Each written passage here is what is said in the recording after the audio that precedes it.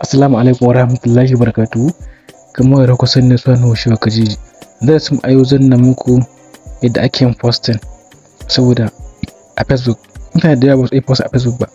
Wani za ka ga ya posting babu wurin sharing, wani kuma za ka ga ya posting ba a gani, wani kuma za ka ga ya posting ma hatta da abokan shi ba sa gani. To insha Allah yau zan na muku yadda ake gyara kowane posting na Facebook ba tare da ɓata lokaci ba.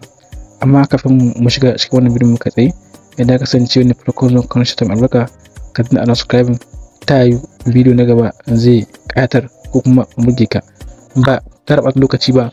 Duk lokacin da ka shiga wurin posting, misali kamar haka, ka shiga wannan za ka yi posting, gashi nan za ka yi posting a nan, to sai ka kula nan wurin sama idan ka sa public son samu na sai ka danna shi. Yanzu za ka danna shi domin ka ga irin kalolin posting da ake gani da wanda ba a gani a takaice ba tare da ɓata lokaci ba. Misali za mu posting amma sai mun danna sama wurin misali kamar haka, to idan muka danna kamar haka sai mu tona see all. Za ka ga kalar posting na farko an sa public. Duk lokacin da ka danna posting, ka danna wannan public din misali kamar haka, ka danna shi, ka danna down nan ƙasa kamar ka danna kamar haka. To duk lokacin da kai posting za a ga wurin sharing, sannan kuma hatta da wanda ba abokinka ba zai gane shi. A magana public wato publicity kenan, hatta da wanda ba abokinka ba zai gane shi. Amma idan baka son kuma killa wasu su gani bayan press ɗinka, sai ka danna sake taɓa nan, ka sake taɓawa sai ka danna mo ɗin nan. To in ka taɓa nan press ɗin nan, ka danna don misali, to duk kai post yanzu babu wanda ke ganin post ɗinka idan ba abokinka ba. Duk wani wanda ba abokinka ba idan kai post irin haka ba zai gani ba. Shi yasa mafi akasarin post ɗin da kake gani da alamun wannan press ɗin ba su da wurin sharing.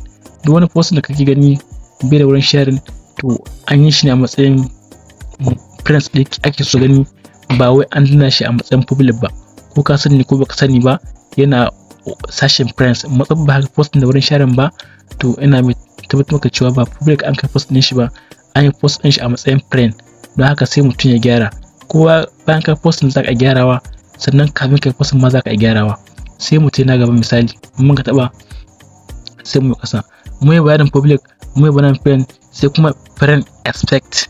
Kila kana son kai posting amma ba ka son daga cikin wani press ɗinka ya gani, to a yawan lokaci sai ka taɓa wannan edit ɗin nan kamar haka, gashi ka taɓa shi kamar haka, sai ka zaɓi wa'in press da ba ka so gani idan kai posting.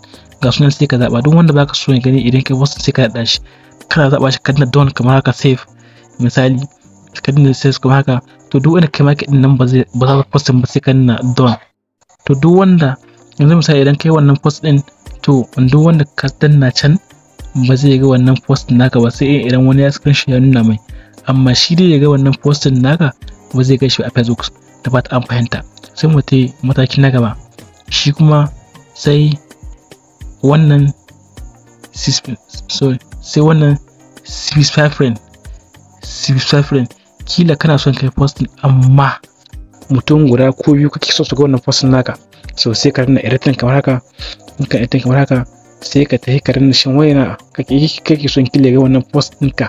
To misali zan zaɓi wanga Rashid gidan tudu misali gashi nan. Idan na danna shi haka ni sai kamar haka, to idan ni posting ni don, to a halin yanzu na canza. Idan ni posting babu wanda ka iya ganin posting ɗin an ba shi ba, shi kaɗai kawai. Duk wanda ka danna amma wannan specifying, to babu wanda ka iya ganin wannan posting in ba shi ba.